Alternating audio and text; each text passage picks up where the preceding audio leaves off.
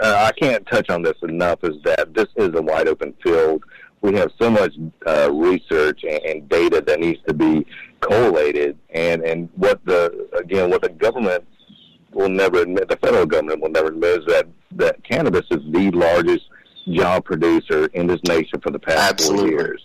Absolutely. And that's because every aspect of the industry, from research to academia to production, manufacturing, cultivation, all of that is brand new and creating so many jobs and such a huge, what they call green rush, that, you can't ignore it. And so that is why we're looking at, such a huge impact on just our whole society in general, from the legalization. So, it's been, I think, almost a global mindset that, of course, cannabis does not kill you, and it is medicinal for you, and it is good for you. So we're looking at addressing the whole cannabis issue just on every level. So, again, on the medicinal side, we need to catalog everything about it, from the terpenes to the flavonoids to all the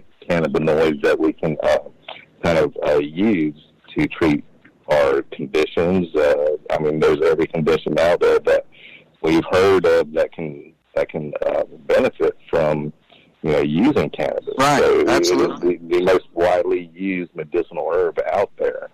So agreed. So, Jeff, Masa's going to work on putting all these cultivars together and collecting all this data. What are you going to do with it? Well, this is what I think about, and when it comes to medical cannabis, it's all about meeting an unmet need. And in this case, you can add an S to it. It's about meeting unmet needs. And there's so many needs out there that individuals have, and there's a wide variety of different conditions which could benefit from medical cannabis. And I think that by educating people about cannabis, by going out and allowing access to medical cannabis, whether it is having a clinic, a medical cannabis clinic, or having a medical cannabis telehealth program, or what have you, it's all about meeting unmet needs. Jeff, I think what you just said here in the day and age, and first and foremost, guys, let me just pause for a moment. Thank you all for joining us here on the Veterans for Cannabis podcast. This is a Veterans Day, Veterans Appreciation podcast. So, we probably won't air on Veterans Day, but I want to first and foremost thank you guys both for your service with Veterans Day month. I like to look at it in November. Thank you, Josh. That's what it's about, guys, is lifting our community up. Y'all know that. So, Jeff, you just talked about it. We're here in 2020, and it's changed the world. But what has it done to medicine? And you mentioned telehealth. Can telehealth ain't here to stay, right? It's a bunch of BS, and it's just going to be a fad. No, telehealth is here to stay, and there's so many reasons why telehealth platforms can be beneficial for patients, all the way from giving patients anonymity to allowing patients to have easier access to a medical provider. There are, and also keeping that personal type of relationship that you can have with a provider. You don't lose that by having telehealth, because the provider is able to see you, hear you, assess you. So you're not really losing that type of personal type of relationship through telehealth. But I believe that absolutely telehealth is going to be something that is going to be on the forefront of medical cannabis, and just as it is on the forefront of just about every other type of medical treatments that are out there. I agree 100%. And the thing is, and I think Masa would back me up on this, but the VA is using telehealth. That's why we know it's here to stay. When the VA buys in and puts money into something, it ain't going away, right? Yeah, right. Yep. So now the key is going to be, and listen, you guys know we are not registered representatives and don't give legal or financial advice, but we definitely would encourage you all to buy stock in telehealth companies like Zoom, those kind of communications. Holy cow, I don't think you can go wrong, gentlemen. Right. Right. Absolutely, and it's really an exciting area. And, you know, what it really represents is it represents where we are now from a technological standpoint, right, that we're able to do these types of things, and not only able to, you know, provide medical care by using platforms like telehealth, but be able to do it in a way that you're going to have similar outcomes as if you were seeing the patient in person. Yeah, and that's huge. That the ability to be able to have the same outcomes is what we thought was holding the system back, right? COVID forced us into it, but we know that it was never holding us back. It was never, you guys know just as well as I do, patients go see a physician now just because they want something. Or they want to say hello, but they want a prescription or something like that. Why in the hell has a doctor got to see them physically? They can tell what's going on with them with their symptoms.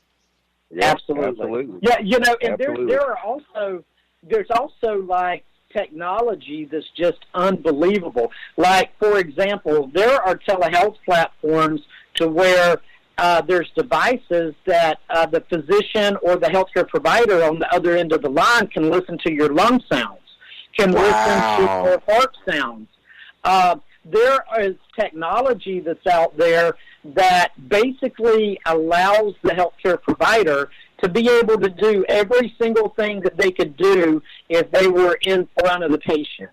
And so, and the good thing about telehealth is it's getting better and better, and we're at a point now to where you're really not sacrificing any type of quality of care by seeing a patient via telehealth.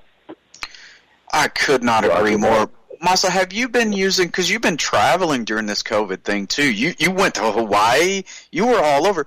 Have you been using telehealth with the VA?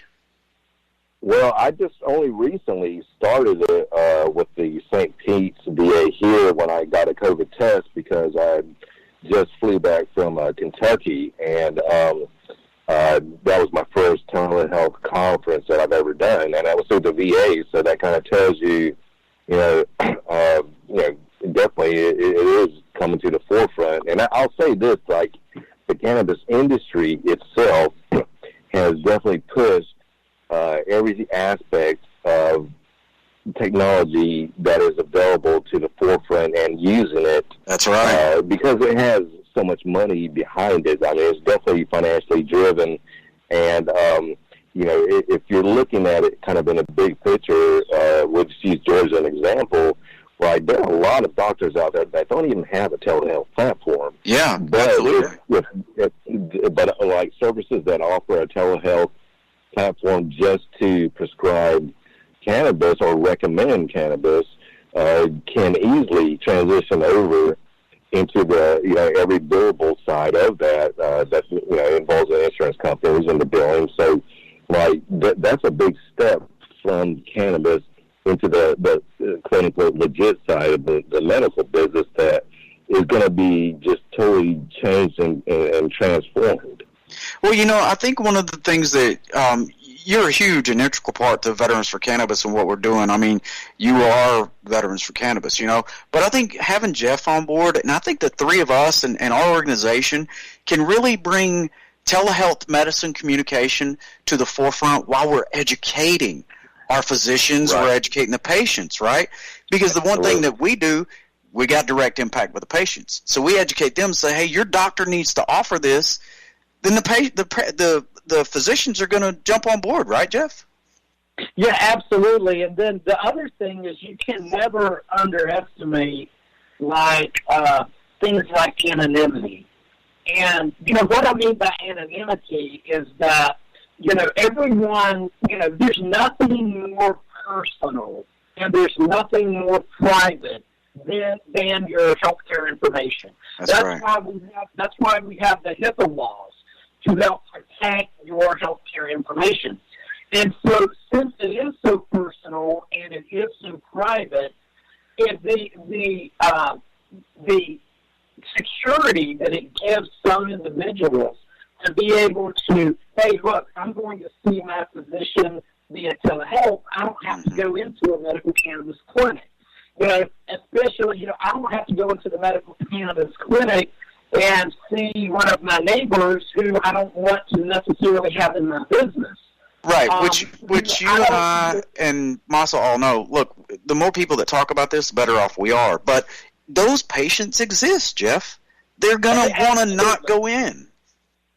Absolutely. There's people that absolutely would not go into a medical cannabis clinic, but they would absolutely attend a telehealth session. Holy cow! I love it. I love it. This is true, and it may be more true in some areas of the country than others. Like, where I grew up in South Georgia, your car parked in front of a medical cannabis clinic in some areas maybe look the same as if your car was parked in front of the strip club. So, some people just have that type of negative feeling because they're not educated about medical cannabis. Well, and that's our job, right, guys? That's what we've got to commit to in 2020 and 21 and beyond. Well, I hate to close. Listen, I think what we'll do, guys, let's schedule a follow-up, another podcast, and talk about telehealth and how they can get access to it in the veteran community. So, Jeff Tabor, Masa Kenney, gentlemen, thank you all so much for joining us here on the Veterans for Cannabis podcast. I'm your host, Joshua Littrell, signing off. We'll catch you next time. Line over there, send the word over there, that the Yanks are coming, the drums coming everywhere. So prepare, say a prayer, send the word to beware. We'll be over, we're coming over, and we won't come back till it's over there, over there.